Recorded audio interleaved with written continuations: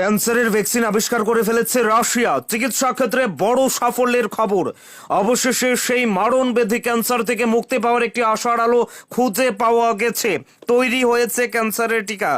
বিরাট দাবি করেছে রুশ বিজ্ঞানীরা, রাশিয়ার বিজ্ঞানীরা বিরাট দাবি নিয়ে এসেছে।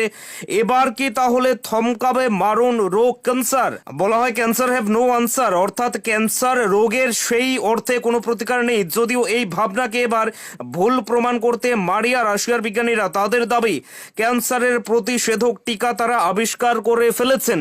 টিকাটি এখন ব্যবহারের জন্য নাকি প্রস্তুত হয়ে গিয়েছে বলেও জানাচ্ছেন রাশিয়ার ফেডারেল মেডিকেল অ্যান্ড বায়োলজিক্যাল এজেন্সির প্রধান ভেরোনিকা স্কোভরোতসোভা।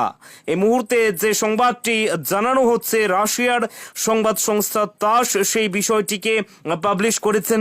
জানা গেছে ক্যান্সারের সেই টিকার নাম রাখা হয়েছে অ্যান্টারোমিক্স নামের সেই টিকা আবিষ্কৃত হয়েছে। রাশিয়ার বিজ্ঞানীরা সেই টিকা আবিষ্কার করেছেন। কোভিড-19 ভ্যাকসিনের মতন ক্যান্সারের টিকাও mRNA প্রযুক্তিতে তৈরি করা হয়েছে।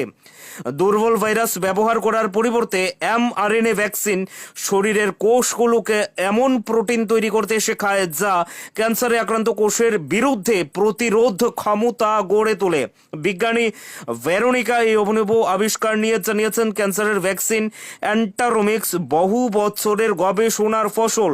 সেই বহু বছরের গবেষণার ফসল এতদিনে কিন্তু তার ফল বের হয়েছে।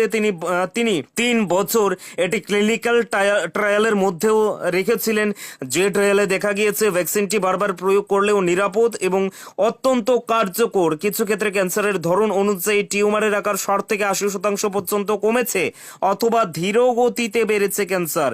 এমনকি যে প্রাণীদের উপর এই টিকাটি প্রয়োগ করা হয়েছিল তারাও কিন্তু সুস্থভাবেই বেঁচে আছে।